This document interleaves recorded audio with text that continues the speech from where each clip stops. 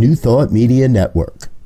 We are a global broadcast network of positive music, media, and entertainment, inspiring humanity's evolution along the journey of enlightenment and creating a world of love, peace, empowerment, and prosperity for all.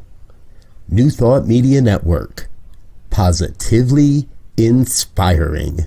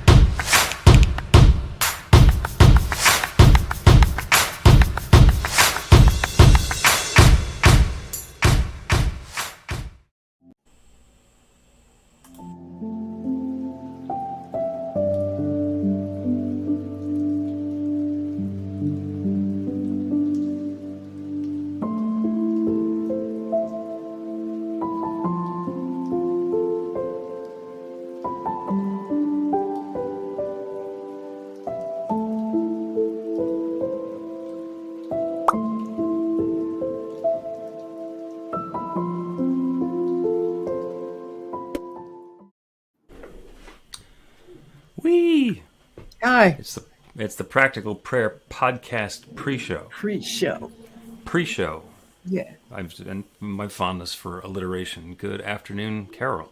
Or since we're scheduled in Mountain Time, it's still good morning, I guess, for the network.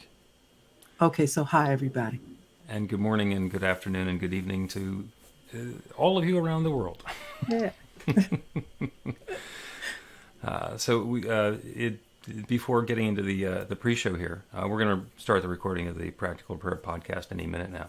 Carol and I were completely distracted by other things, including models of theology. So we didn't talk about what this episode of the podcast is going to be about.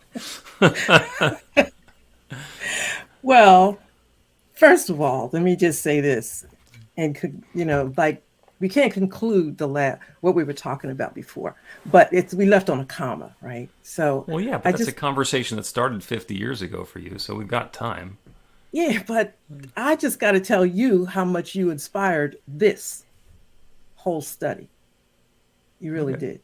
You don't think so, do you? But no, I'm fine with that. Thank you, or I'm sorry, depending on how it's going for you.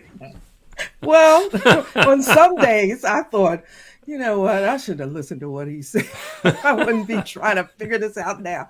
But yeah, it was good. But anyway, so you want to know what we're going to talk about? What are we going to talk about today? Okay. All is mind. Okay. Well, sometimes I'll bring up a subject and you'll say, oh, I really like that. I can really talk about that. This one, all is mind. And you're saying, okay. All right. This is not one of those subjects that really Well, actually, that's something we were also talking about. It's like we've got the head-based stuff and the heart-based stuff. And Ernest Holmes, at the end of his work, towards the end of his life, said that it's all love and it's all law, and he wished he'd spent more time on the love, because he spent a lot of time on the law part, and that's the stuff that's in our heads. And he went and called his book The Science of Mind, and the magazine as well. So there's gonna be a bunch of mind there, and it's actually really important. It is hugely important, and there's a step to go from it's all mind to get us out of our heads and into our hearts and be living in that. So I have this tendency to be too heady. I was getting ready to say, well, you just took all the fizzle out of that one, didn't you? Just. Oh, okay. Well, sorry. Okay, so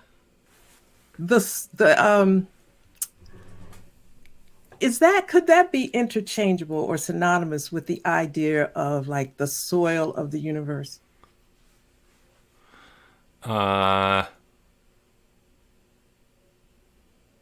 Sort of, because it's one mind works two different ways, and the soil is one of the ways that it works.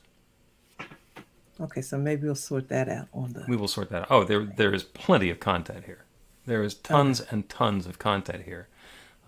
It's yeah, there's just tons of content here. Yeah. Well, I guess as we talk through this, if I'm not so busy listening, because I'm always like listening to you, I might be able to tell you why this is important to me. However, we'll wait and see. All right. Well, let's jump into the podcast then, and we will then explore the topic, and we will share our equal time listening and talking. I'll listen. I'd rather listen, but. All right, I'm going to click the button. All right. A practical prayer is a prayer that works. These discussions between Reverend Bill Marchiony and Carol Lawrence dive into the details of how it works and how to work it. Reverend Bill is a New Thought minister and the author of Practical Prayer for Real Results. Your new life begins with a new thought. Carol Lawrence is on a spiritual quest, finding the New Thought teaching after decades on the pulpit in 3 different traditional denominations. I've got some questions. Together, they're exploring the philosophy and activities that come together from many of the world's religions to create the practical spirituality that is New Thought.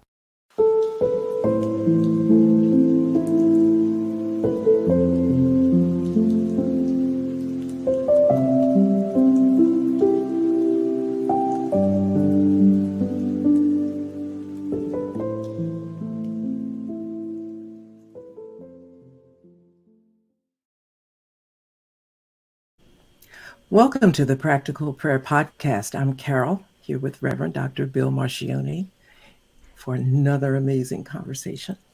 And this time you want to talk about the notion that all is mind. Yes. I want to talk about it, and based on your initial response when I mentioned it, I guess instead of talking about it, you're going to sort it out so I can see what it is about it that fascinates me so much. Okay, well, one of the big creative types in the New Thought teaching is Ernest Holmes, and he called basically his teaching and his textbook are the science of mind, and that puts mind like right up front, and that's exactly what he meant. That when he says that all is mind, there is one divine mind. And as he puts it, there is one mind, that mind is my mind now. And what he wants to make sure is that we understand the mind that we are thinking with is that same one mind. There's not another one. So when we say all is mind, the important part there isn't so much mind, it's all. All is one. There's one mind, and that mind is creative, and that mind is creating, and that mind has created each of us. And that mind has created the mind with which we are thinking, and that's the same mind. It didn't come from someplace else.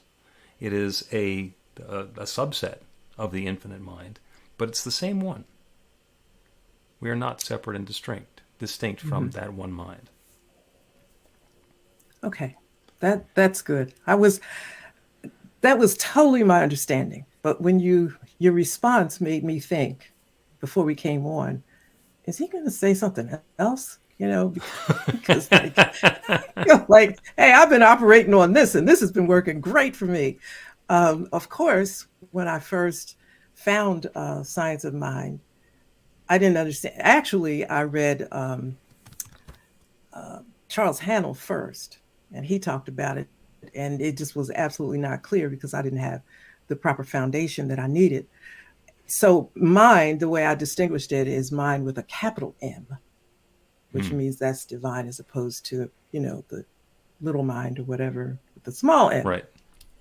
And as I learned a little bit more and accepted the oneness idea and the unity and all of that, it works so well for me. Like not just magic, but just almost magic. Because I'm a writer and I'm always writing in different ways about things. And there are times when I would get stuck. Of course, I'm not going to say I get writer's block. I'm just not saying that because writer's block is indefinite. You could be like hung up for whatever. I'm only going to get stumped for a couple of minutes because that's what I said.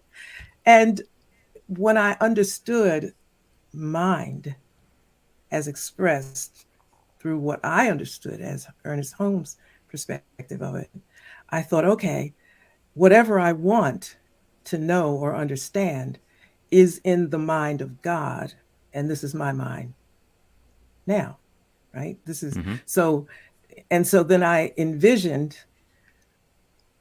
this this mind being all around me, like everywhere around me. Mm-hmm. Because in the earlier classes that I took with you, you talked about putting things in the soil. Right. And so I thought, okay, so it's all in this soil, right? It's floating around here somewhere. This is just the way I can understand it. And when I'm searching for clarity on something, then I've said, listen, this is practical. It's here. It's my mind. It's out there. It's not somewhere else. I got to just either reach over here and get it. Focus, is it on the, don't laugh. Is it on the right? is the thought over in the side? Whatever. That I had to make it that practical for me. So that I wouldn't become frustrated when I can't find the right path that I'm looking for or the right information. So I know it's in mind somewhere, and I need to open the mind, Right. whether it's open the channel. yeah, whatever it is, so that it can come. And it actually does, that's the reality for me. It plays out perfectly well all the time, by the way. So, and just to discuss that creative process and how it works, there are three different aspects to the infinite that that are always in operation. And the one that everybody's familiar with is the one that we're living in, the world of form. And that's, where you get up and brush your teeth. And that's where you have interactions with other people. And that's where all of the stuff is. So the world of form is the entire manifest universe. From the tiniest particle that we can imagine to the farthest planet in the biggest galaxy. It is all part of that universe of form. And it's possible for us to live our entire lives just dealing with the universe of form, just dealing at the physical, experiential, Newtonian level of this is where my body lives, and this is where I live, and this is where my thinking happens. And we just consider it all to be here. And the New Thought teaching is about how does it get to be here, and that becomes our relationship and our interaction with Spirit or the infinite or the divine or God or whatever we're going to call it. And the notion that we have is that everything in the world of form is created by that one. It is the divine. It is God. It is nature. It is whatever sharing itself as its creation. So there's that creative power, that infinite presence that is individualized as everything in experience. And in fact, what seems to all be separate is only separate from our perspective because it's all God. It is all God. And then the notion is, where did it come from?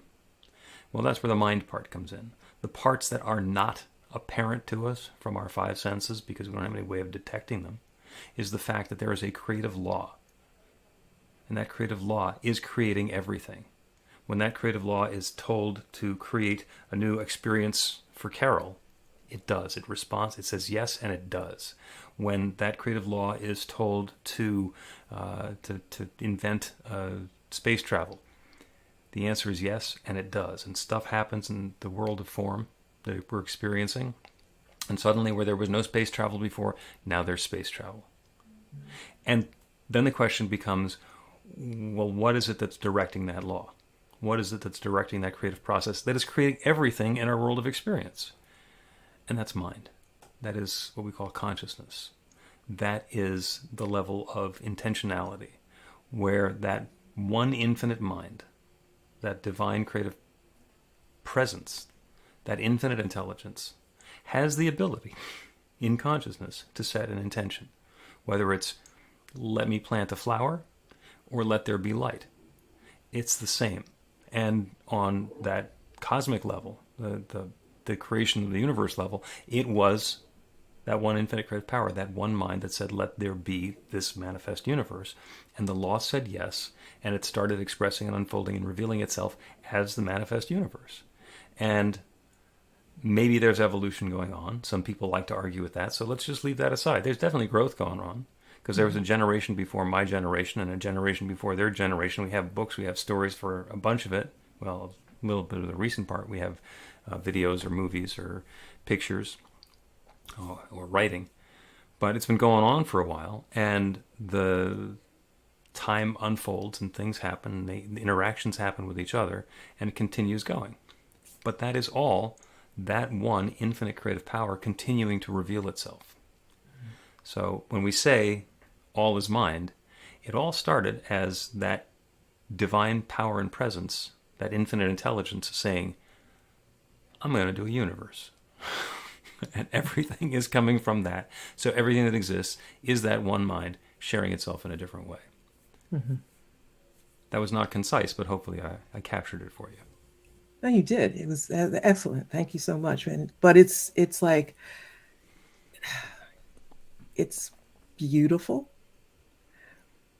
but it's like one of those things in my way of doing things. You got to understand that first so that everything else makes sense. Do you know what I mean? It just does make sense once you get that down, but it's very contrary to traditional theology. Oh, yeah. Very much so. However, though, I have to say this, and I got to confess before the whole world. Okay. The more I study, the more I see it in the Bible. Mm-hmm. The more I study New Thought, the more I see it in the Bible. Which and makes you've been reading the Bible for a while. Yeah. And like I told you before, and okay, here's another thing, confessing before the world. Like when I just couldn't handle certain things anymore, I was tossing out the Bible. Mm-hmm. That was gone. And I picked up other sacred texts and other sacred scriptures and found so much consistently in all of them, including the Bible. So then I did a timeline, because it's not like the Bible started everything, like, certain teaching would like you to think. It just, in some ways, it kind of brings together or repeats or whatever things that were written thousands and thousands of years before the Bible came into existence. And I started looking at it differently. And I thought, okay, well, this is not something that somebody, like they told me a group sat together at a table and they put all this together. They didn't tell the whole story, right? They didn't. So, all right, forget about that. That's important. But so then I'm studying and I'm listening and studying, and between you and what I read on my own and my ascended masters that I call my mentors, I'm looking at the Bible. I'm saying it's all right here. So last week you talked about spirituality and religion, and you asked me why I didn't see a difference. No, don't, because it's all right there. I don't know what everybody's all upset about. All of this, we got to figure out how to bring people together and understand it. Come on, it's not all that different. It ain't that deep. We could talk about it. Peel back a layer. Don't be scared. 1 layer, 2 layers. It's all right there.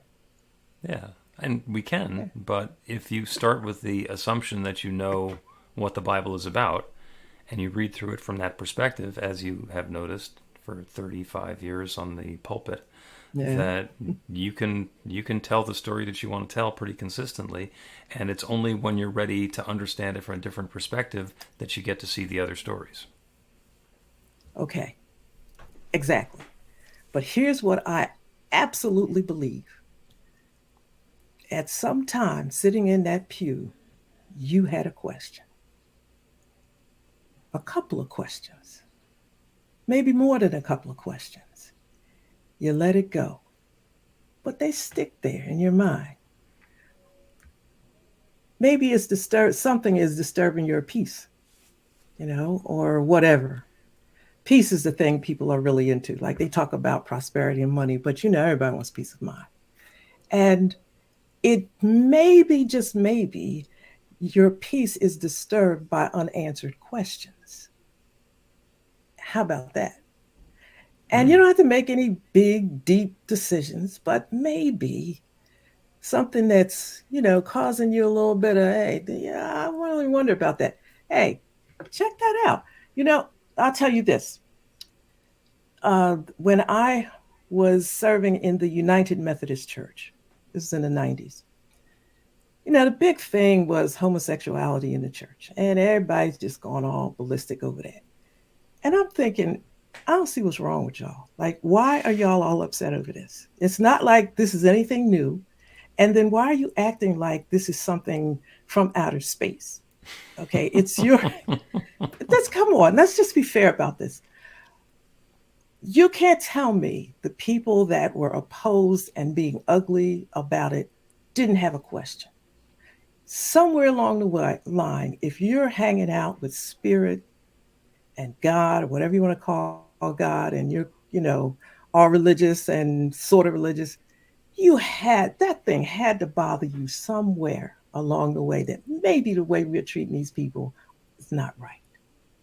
Maybe when we're calling everybody brother and sister, while everything is good, right? Everybody who is the same, so to speak, is together. We're all happy and talking about love. But when you're challenged with difference, now your belief, what you're saying is challenged, but you rather not say that, right? You rather say it's wrong. And to me, that's when you stepped out of the realm of God, the realm of spirit, the realm of love. You stepped out of that. Okay? You need to fix those questions. That's what I think. It's a challenge to say, you got to love everybody. You can. Right? And for everybody, the last straw is going to be different. When I abandoned traditional religion, I was 12. I think I had just turned 12. And the reason was even more fundamental for me. Let's take a break and we will talk about pulling the ripcord on our religions. Learn to put practical prayer to work in your life. The steps are simple to learn and let you begin to get real results to create the life of your dreams immediately. Reverend Bill Marchiony's widely acclaimed book, Practical Prayer for Real Results, gives you a clear summary of the New Thought principles behind practical prayer and the series of easy-to-understand steps found in the most effective prayers from religions and spiritual practices all over the world and throughout history. Practical prayer is not a replacement for your religion or practice. It's a technique to make the work you do in consciousness even more effective. The book includes 40 prayers on various topics that you can adapt as needed and use as your own. Practical Prayer for Real Results is available in paperback, Kindle, and audiobook on Amazon or at b-the-light.com. That's b-the-light.com. Welcome back to the Practical Prayer Podcast. I'm Carol, here with Reverend Dr. Bill Marchiony. And we're talking about pulling the ripcord on your religion. Yeah. So I was 12 years old. I was in confirmation classes as the United Church of Christ.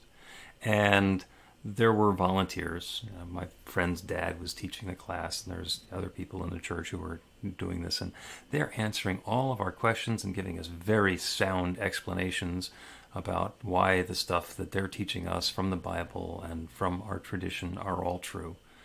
And I got to one question. Actually, there were two. There was one that was important, which was, how do you know Jesus was the only Son of God?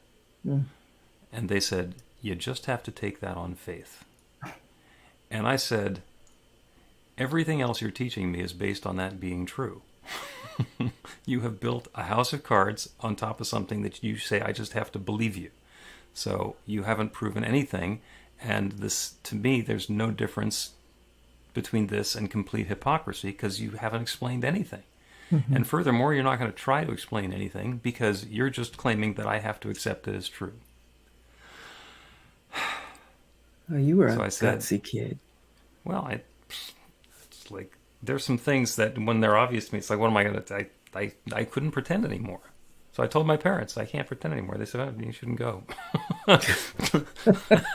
I was like 2 weeks away from confirmation. They had already given me the Bible, which I still have. But you had great parents, though. That makes a huge difference. It baffled me. That was like the only time I can remember them saying, oh, you don't want to do this? Okay, fine. It's like, who are these pod people who look like my parents? You know what? Maybe they had questions too, and their kid had guts enough to articulate them.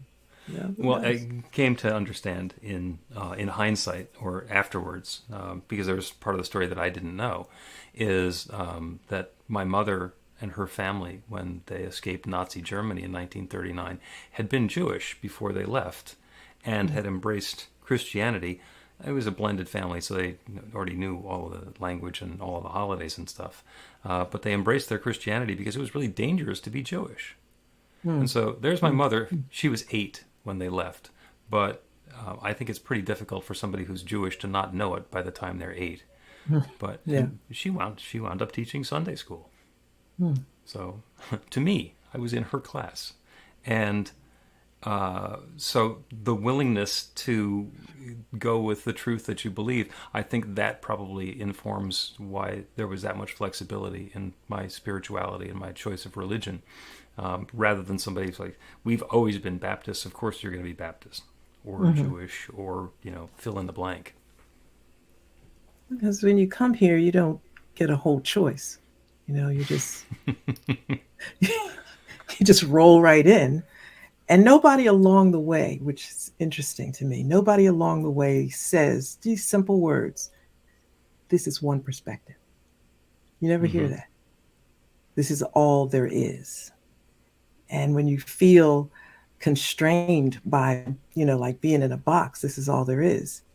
There's no opening, right? So you pull the ripcord, as you say, you say, look, this is what, I don't know what's on the other side, but this is enough of this.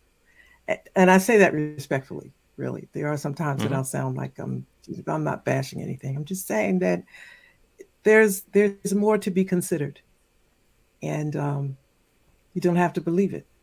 Just consider another point of view. That's all. I have developed in my later years a tremendous respect and appreciation for the stuff that's in the Bible, especially the things that Jesus said and did. Jesus was very clearly the Son of God, and he said so. And he also said some other things that we didn't really focus on. That's one of the other things that you've pointed out, is that once you've taken a perspective, once you say that, oh, well, this is the way that we need to look at this, you can't see it from any other perspective. But Jesus said everything that he did, we can do. And that I completely believe. Now, am I able to do it to the level that Jesus did? No, not up until now.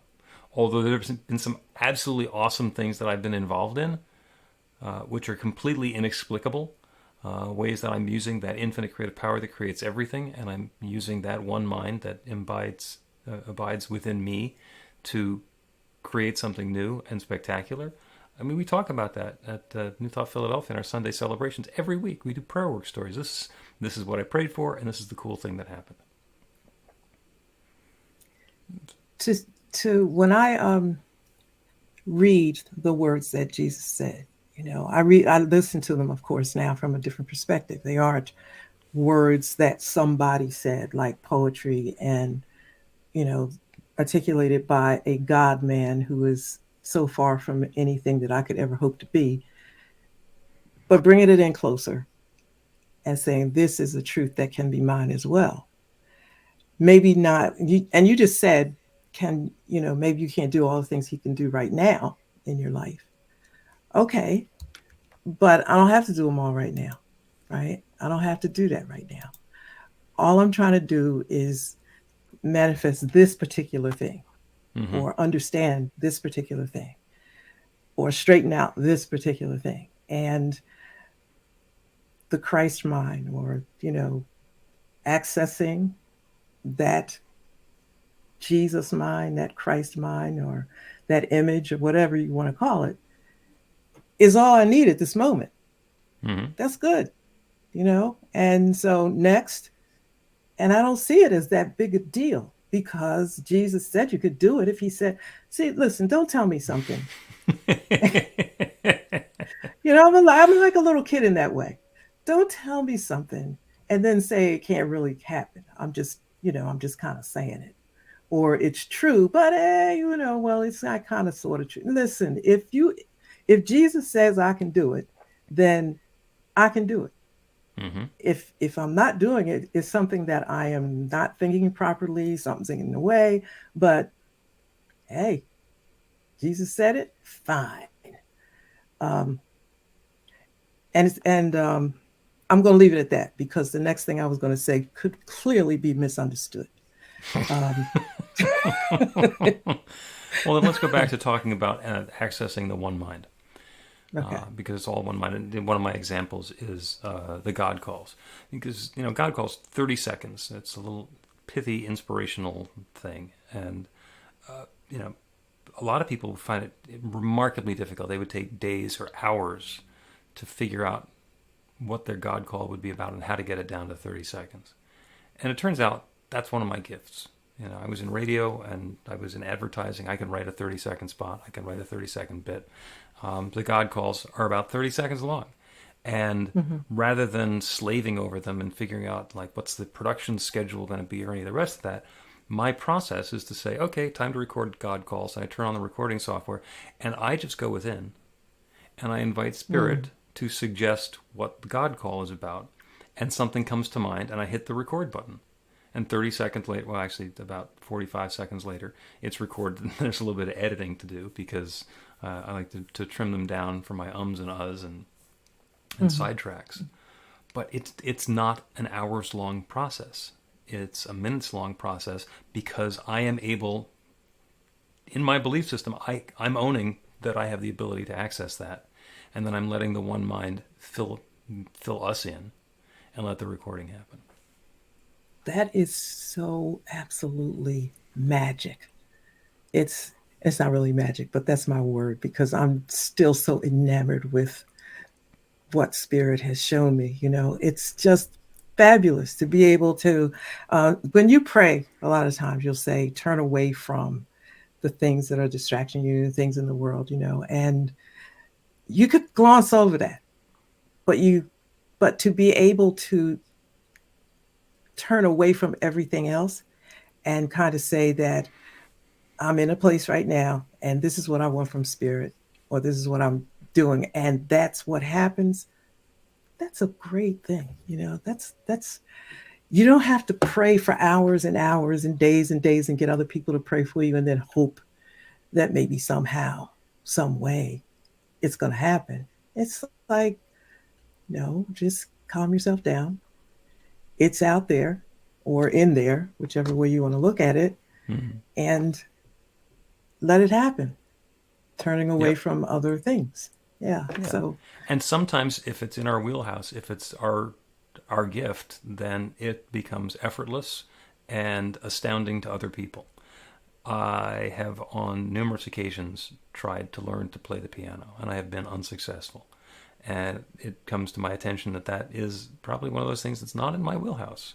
So I could probably struggle and figure out how to play the piano badly to the point where I can make my way through a few songs. And that's not the way I want to do it. So I don't, and I do other things, like record God calls. Let's take a break, and when we return, we will do a prayer on being aware of our oneness with that infinite mind. Get inspiration in an instant. God calls are the gentle and uplifting moment of truth to help you remember that the bright light of God's love is shining right now as you. It's your God Call with Reverend Bill. Start your 2-week free trial today, and you'll get a phone call 4 times a week from Reverend Bill with an uplifting half-minute message filled with insight, wisdom, story, and fun. Let your light shine. You can answer the call to listen to it live or let it go to voicemail so you can hear it later. After the free trial, your subscription is just $5.95 a month. The details are at godcall.org. God calls are disruptive, intentionally. Whenever you write something, put on a gold star. They take you away from your routine to remind you about the truth of who you really are. They come at random times between 8:15 a.m. and 6 p.m., so you won't be expecting them.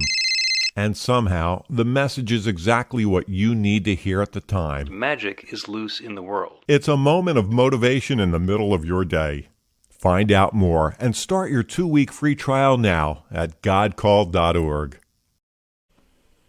Welcome back to the Practical Prayer Podcast. I'm Carol. You're with Reverend Dr. Bill Marchiony. A good conversation about the one mind. Yeah. We could go on, though. Oh, we can, but that's what other episodes of the podcast are for. Okay. Bookmark it, and we'll get back to that. I will. Because right now what I want to do is a prayer. And we're talking about one mind, and there is one mind, and all is that mind. And the question might come up about, well, what does that have to do with me? What does the fact that there's one mind have to do with the way that my life is unfolding or the experiences that I'm having? And the answer is everything. And so the prayer is to be aware of that one mind and to be aware that we are expressions of that one, and that the mind with which we are thinking is that one mind. Because that opens up a huge range of possibilities, in fact, an infinite range of possibilities. So, and it's because we're using that one creative power, that one mind, to think a thought. And we are also using that one mind to be informed. That's even better than Google. You can just, when there's something that we want to know, we can turn our attention to the one mind and invite that one mind to inform us or to guide us to the knowledge that we're seeking. And then suddenly, boom, there it is. It shows up. And it's remarkable the number of people who have stories about that as something that they were looking for hours or years or decades. And suddenly when they were thinking about something else and they opened to a new possibility, there it was right in front of them. That happens to us all the time. So let us turn our attention to the one mind, that one infinite intelligence, that divine mind, the mind of God, the mind of the Creator, the mind that knows everything. There is just this one mind. In the beginning, there was only the one. Infinite intelligence, limitless energy and power and potential, and it made the conscious intention to begin sharing itself. From the outside, that looked like the Big Bang, or the description of however you're interpreting the scripture that said in the beginning there was darkness and void, and God said, let there be light.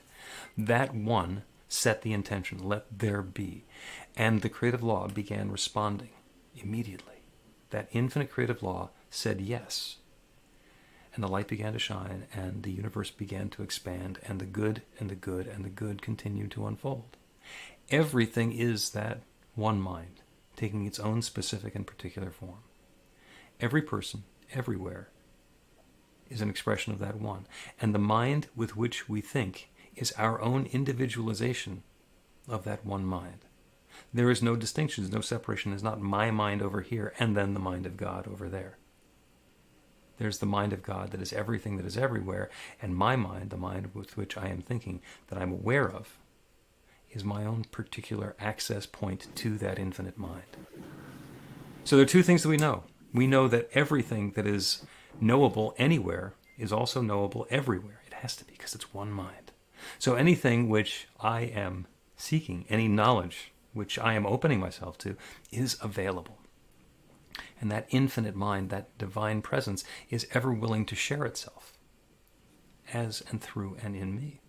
That guidance is available at any time. And because I know there is only one mind, and that mind is my mind now, that mind belongs and is part of each of us now, we're thinking with that one mind. We are using that one infinite creative power to create our lives in a new and fresh way. So whatever good it is that we are inviting, as we implant the intention for that good into the one mind, that infinite creative law that always says yes is responding.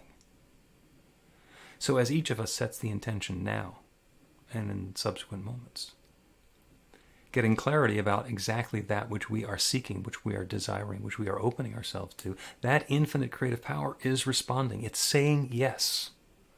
And this good is coming into being. This good is coming into being. And it's happening now. There's no delay. There's no wait. There's no having to earn brownie points or deserve it. There is no hesitation required whatsoever. It may be something that seems up front to be completely impossible. We have no idea how that's going to happen.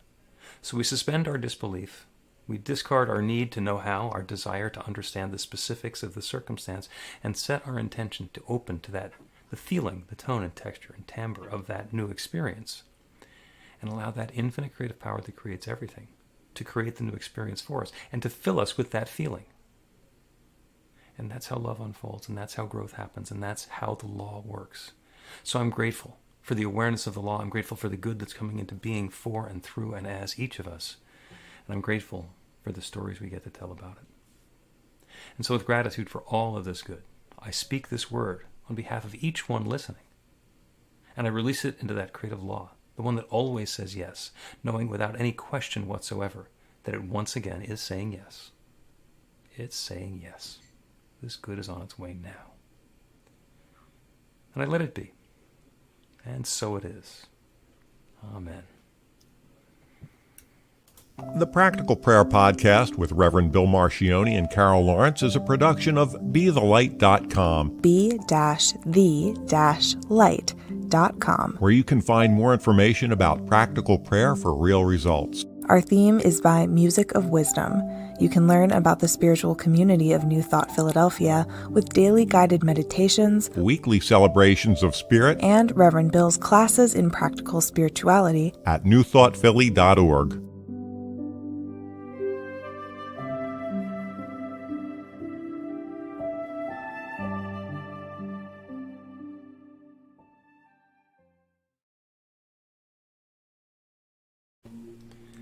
And we are now at the post-show, still online on the New Thought Media Network. I got to have that prayer. Okay. You send me a clip. Yeah. Yeah, Go ahead. No, I take the prayers that I do on the closing segment of the podcast, and a lot of them I post on Insight Timer, just standalone as prayers. So I will make sure that first of all, that we do this one quickly. there's a lag sometimes. Sometimes it happens the same day as the podcast, and sometimes it's like months later and they're still sitting in the can someplace.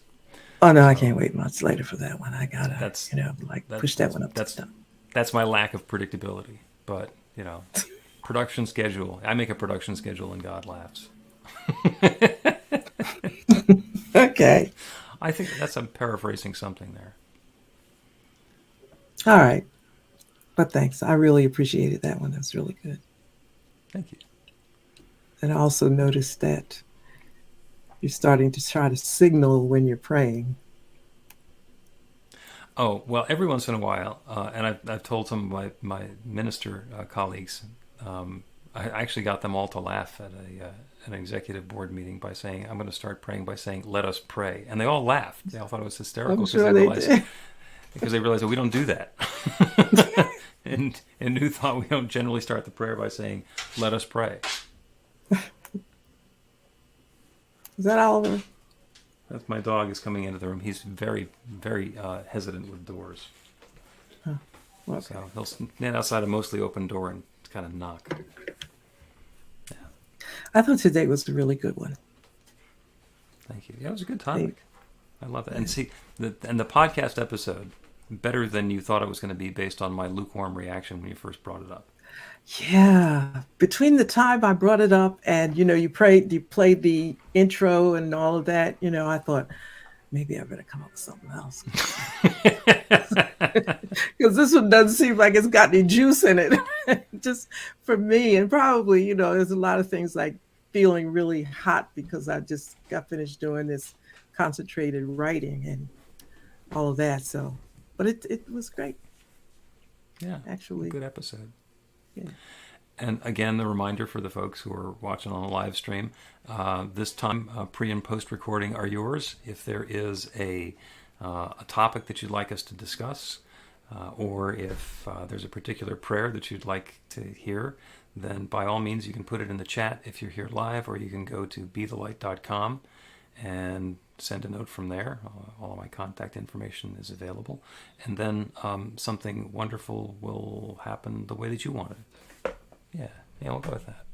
That's for sure. Okay. Excellent. Thank you very much. This brings our episode to a close. And arrivederci? See you.